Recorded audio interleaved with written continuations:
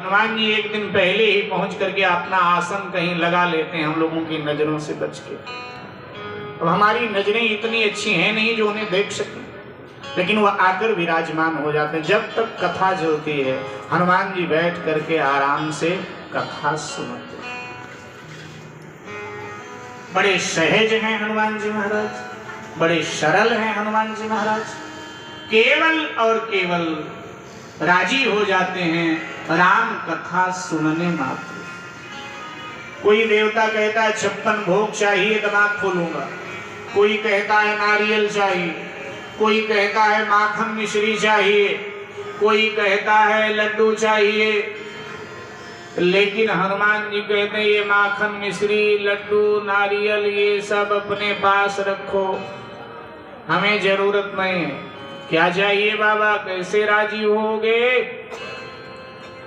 तो हनुमान जी थोड़े नशेड़ी हैं, और नशेड़ी को जब नशे का तलब लगे तो उसका नशा पूरा करवाए दो, जो मर्जी उससे काम करवाए लो, जहां मर्जी अंगूठा लगवाए लो, जहां मर्जी हस्ताक्षर करवाए लो, बस नशा पूरा। हनुमान जी को भी नशा है। क्या नशा है? क्या नशा करते हैं? हाँ, क्या बात है, बहुत अच्छे आपसे।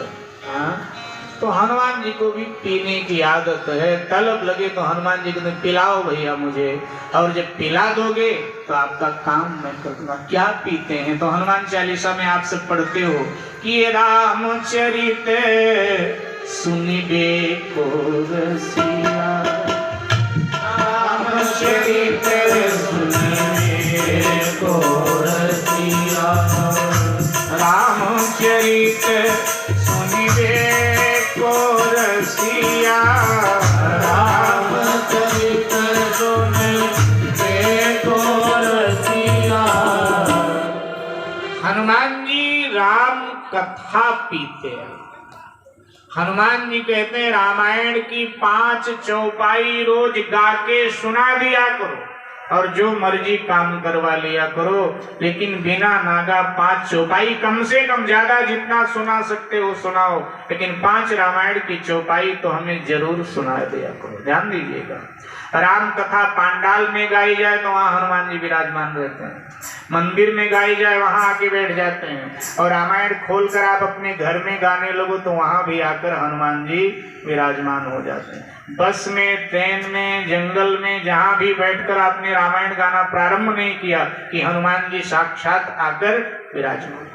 वो तो हमारी दृष्टि इतनी शुद्ध नहीं है कि हम उन्हें देख सकें, हम उन्हें पहचान सकें। मेरे हमारे देश के महान संत एकनाथ जी महाराज पंढरपुर में राम कथा कह रहे थे। बड़े दिव्य संत हुए, आज से लगभग 700 वर्ष पहले, इसी कलयुग में।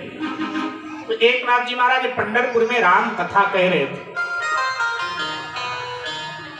अशोक वाटिका का वर्णन कर रहे थे। सो एकनाथ जी महाराज राम कथा गाते गाते वर्णन करने लगे कि जब श्री हनुमान जी महाराज अशोक वाटिका में पहुंचे तो वाटिका के जो फूल थे सारे सफेद रंग के, लेकिन हनुमान जी को लाल लाल रंग के दिखाई दे। हनुमान जी ने कहा ये बाबा क्या अनर्थ कर रहा है? अरे तो सफेद बता रहा, तत्वार्थ रामायण की कथा कह रहे, इसलिए तो सफेद बता रहा। लेकिन हम तो गए थे, देख के आए, सारे फूल लाल लाल थे। एकदम हनुमान जी महाराज एकनाथ जी को दिख पड़े, व्यासपीठ के सामने खड़े होते। हे बाबा, झूठी कथा, गलत कथा क्यों दुनिया को सुना रहा है? सही बात बता। बोले महाराज लिखा है सफेद थे। बोले रामायण बाद में लिखी गई है, मैं पहले वहां गया हूं और मैंने देखा है अपनी आंखों से, लाल थे। एकनाथ जी ने कहा महाराज जब आपने जो देखा हो सो देखा हो, लेकिन रामायण में सफेद लिखा है तो जो लिखा है मैं तो वही कहूंगा, क्योंकि मैं तो कथावाचक, जो लिखा है वो बताऊं। बोले ऐसे नहीं मानोगे? एकनाथ जी ने कहा महाराज बिल्कुल नहीं मानूंगा, जो लिखा है वही बताऊंगा। बोले चलो भगवान राम के पास, निपटारा वही होगा। एकनाथ जी ने सोचा यार सत्य लिखा है कि हनुमान जी राम से मिलाते हैं, आज मेरा नंबर आ गया, चलो इस बहाने हम राम से मिले।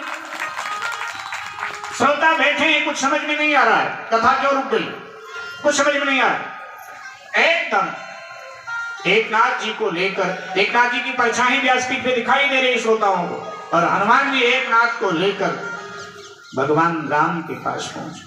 भगवान झगड़ा आया है, निपटाओ। ये क्या? बोले ये कथावाचक हैं महात्मा जी, दुनिया को कथा सुनाते हैं और कहते हैं अशोक वाटिका के सारे फूल सफेद थे। महाराज सफेद नहीं थे, इनको समझाओ कैसे थे हनुमान? बोले मैं देख के आया हूं लाल लाल थे। तो इनको बताओ कि भाई ये बतावें सबको फूल लाल थे। तो एकनाथ जी से राम जी ने कहा बाबा आप ऐसे गलत क्यों बताते हो लोगों को, आप बताओ ना कि फूल लाल थे, क्योंकि ये तो लंका गए थे, देख के आए थे। तो एकनाथ जी ने कहा महाराज लेकिन रामायण में आपके लिखा हुआ है कि लाल थे, कहा सफेद थे? रामायण में लिखा है सफेद थे, और जो लिखा है मैं तो वही बोलूंगा ना महाराज। बोले अच्छा लिखा है? बोले हाँ। राम जी ने कहा अच्छा झगड़ा लाए तुम दोनों। हनुमान देखो ये जो लिखा है वो बोल रहे हैं और आपने जो देखा वो बोल रहे हैं। अच्छा आप एक दिन थोड़ी देर के लिए लंका गए थे, सीता जी से पूछ लेता हूं, क्योंकि लगभग 6 महीने वो लंका में रही हैं, तो उन्होंने तरह तरह के फूल देखे होंगे, तो उनसे बुला के पूछ लेता हूं कैसे थे, किस रंग के थे। बुलाओ। एकनाथ जी हनुमान जी की अपने ही मन बड़ी प्रशंसा करने, वाह हनुमान जी, राम जी का दर्शन कराए दिया आप, और अब मैया का भी दर्शन हो जाएगा। इतने में सीता मैया आ गई। राम जी ने कहा कि देखो झगड़ा आया है। क्या? ये एकनाथ जी दुनिया को कथा सुनाते हैं, महात्मा हैं, रामायण पढ़कर ये बता रहे हैं कि रावण के वाटिका के फूल सफेद थे। हनुमान कह रहा है कि नहीं मैं देख के आया लाल थे। आप बताओ कैसे थे? सीता जी ने कहा सरकार ना लाल थे ना सफेद थे, तो बोले सब नीले नीले थे, श्याम वर्ण के थे, जित देखो तित श्याममयी है, सब श्याम रंग के थे। तीसरा झगड़ा महाराज आप निपटारा करो। राम जी ने कहा कि देखो फूल तो सफेद ही थे, जो रामायण में लिखा है वही सत्य है, फूल सफेद ही थे। तो हनुमान जी ने कहा मतलब मैं झूठ बोल रहा हूं? बोले नहीं हनुमान तुम झूठ बोल ही नहीं सकते। बोले जब कह रहे हो फूल सफेद ही थे। राम जी ने कहा हाँ फूल सफेद ही थे, लेकिन उस समय तुम्हें क्रोध आ रहा था और क्रोध के कारण तुम्हारी आंखें लाल लाल हो रही थी, तो सारे फूल तुम्हें लाल दिखाई दे रहे थे। सीता जी ने कहा अच्छा तो ये दोनों सत्य बोल रहे हैं, मैं असत्य बोल रही हूं? राम जी ने कहा नहीं तुम भी असत्य नहीं बोल रहे हो, तुम्हारे आंखों में मेरा श्याम स्वरूप समाया हुआ था, इसलिए तुम जिधर दृष्टि डालती थी उधर तुम्हें सब श्याम ही श्याम दिखाई देता। तो हनुमान जी महाराज इस तरह कृपा करते हैं। और जब राम जी ने निपटारा कर दिया एकदम अचानक परछाई हटी और हनुमान जी ने ला करके व्यास गद्दी पर एकनाथ जी को बिठा दिया। बाबा आगे की कथा तो, और एकनाथ जी महाराज आगे की कथा कहने लगे। इसका एक अभिप्राय है कि जैसी दृष्टि होती है वैसी सृष्टि नजर आती है। चोर यही कहता है कि सब चोर हैं दुनिया में, बेईमान कहता क्या समझते हो मैं ही बेईमानी करता हूँ, सारी दुनिया बेईमान है, लेकिन ऐसा तो नहीं कि सारी दुनिया बेईमान, सारी दुनिया चोर, ऐसा नहीं। तो जैसी दृष्टि होती है साहब वैसी सृष्टि नजर आती है। दूसरा अभिप्राय है कि हनुमान जी श्री राम कथा में मौजूद रहे। ऐसे हनुमान बड़े सहज, बड़े सरल, बड़े भोले हैं हनुमान जी। एक बार सीता मैया श्रृंगार कर रही थी तो हनुमान जी श्रृंगार कक्ष में मां के प्रवेश कर गए। बेटा तो कभी भी मां के पास जा सकता है, तो हनुमान जी प्रवेश कर गए अब सीता मैया सारा श्रृंगार कर चुकी थी, बस मांग में सिंदूर भरना रह गया था। तो हनुमान जब पहुंचे तो मैया मांग में सिंदूर अपने डाल रही थी। तो हनुमान जी ने बड़े गौर से देखा कि ये माताजी लाल लाल क्या अपने बालों में डाल रही है। हनुमान जी ने प्रणाम किया, बोले माँ ये क्या है लाल लाल जो अपने बालों में आप डाल रही हो। सीता जी ने कहा हंसकर कहा बेटा ये सिंदूर है। सिंदूर? हाँ, इसके लगाने से क्या होता है। अब सीता जी ने सोचा ये ब्रह्मचारी है, इसको स्त्रियों के विषय में ज्यादा पता नहीं। तो सीता जी ने कहा कि हनुमान सिंदूर लगाने से पत्नी के पति की आयु बढ़ती है, उसके जीवन के विघ्न नष्ट होते हैं। तो और पति प्यार करता है, पति प्रेम करता है, पति की प्रीति बढ़ती। वो सिंदूर देखकर पत्नी के मांगों का पति की प्रीति बढ़ती है। पत्नी पुराने जमाने में माताएं पूरे मांग को यहाँ तक पीछे तक भर लेती थी। और फिर पुराने जमाने के पुरुष पत्नियों को प्रेम कितना करते थे। हमने देखा है कि गांव के बूढ़े सत्यनारायण कथा सुनने गांव में जाएं तो अपनी बुढ़िया के लिए धोती के छोर में प्रसाद बांध के जरूर लाते थे। और आजकल तो सिंदूर गायब हो रहा है, धीरे धीरे गायब हो रहा है। और लगाएंगे तो जरा सा लगा, अच्छा कहीं यहाँ ना लगा के यहाँ लगा लेते हैं। अरे सिंदूर यहाँ होना चाहिए, उसका एक विधान है, सीधे होना, यहाँ नहीं तो यहाँ लगा लेते हैं। यहाँ वो देखने भी नहीं अच्छा लगता और शास्त्रीय सिद्धांत के भी खिलाफ है। सिंदूर तो यहाँ होना चाहिए, नाक की सीधाई पर होना चाहिए, मांग में सिंदूर होना चाहिए। आजकल पता ही नहीं चलता। चाणक्य महाराज कहते हैं सिंदूर हीनम नारी तिलकस्य हीना ब्राह्मणा। सिंदूर मांग में सुहागन स्त्री के ना हो और सभी प्रकार के आभूषण पहन रखा हो तो सोनी लगती, सुनी शोभा में थोड़ी कमी हो जाती। सिंदूर हीनम नारी और तिलकस्य हीना ब्राह्मणा। ब्राह्मण कितना बड़ा विद्वान हो और उसके मस्तक पर तिलक ना हो तो समाज में शोभा नहीं देता है। ये चाणक्य महाराज का। तांबुल हीनम राजा लवड़म हीनम व्यंजना। व्यंजन 56 प्रकार का हो और व्यंजन में नमक ना हो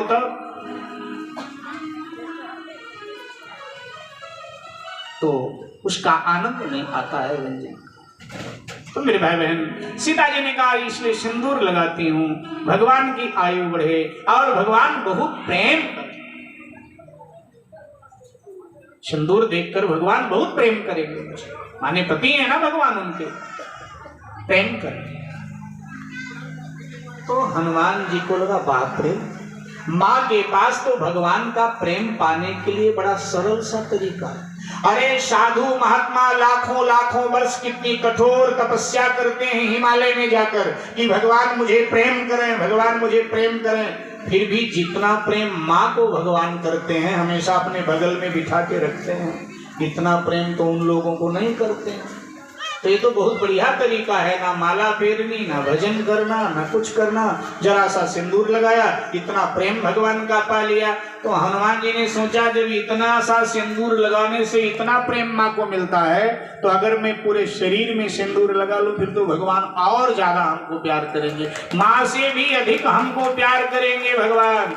हनुमान जी ने कहा माँ मैं समझ गया, अच्छी बात बताई माँ। सीता जी ने कहा क्या समझ गया? अम्मा मैं समझ गया। और ये कहकर हनुमान जी भगे, अयोध्या के श्रृंगार हाट में गए और सिंदूर खरीद लिया, अपने शरीर के अनुसार सिंदूर खरीद लिया। बहुत सारा सिंदूर खरीद कर लाए। अब सोचा पानी में घोल के लगाऊं तो शाम को स्नान करूंगा छूट जाएगा।